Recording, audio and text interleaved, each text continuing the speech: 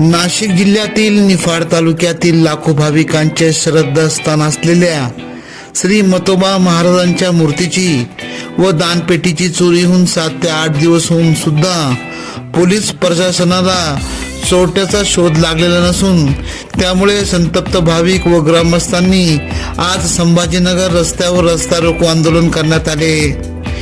3 जानेवारी 2026 पासून 15 दिवस मतोबा महाराजांचा यात्रा उत्सव चालत असतो।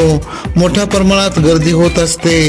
देवाची महापूजासाठी रथामध्ये मूर्तींची आवश्यकता असते, परंतु मूर्त्या चोरीला गेल्यामुळे सदर या प्रकरणाचा अद्यापही तपास लागलेला नसून अनेक अधिकारी, आमदार, खासदार या ठिकाणी भेट देऊन गेले, सूचना देऊन गेले, परंतु अद्यापही चोरटे सापडलेले नसून सदर प्रकरणाचा तपास तातडीने पुढे गरजेचे असून यासाठी ग्रामस्थांनी रास्ता रोको आंदोलन केले होते।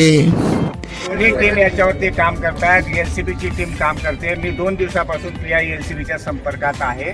त्यांनी एक आरोपी पण आयडेंटिफाय केलेला आहे। मी तुम्हाला शब्द देतो की कदाचित आज सुद्धा तो आरोपी सापडू शकतो, नाही तर 1-2 दिवस लागतील। आम्ही पूर्णपणे प्रयत्न करतो आहेत।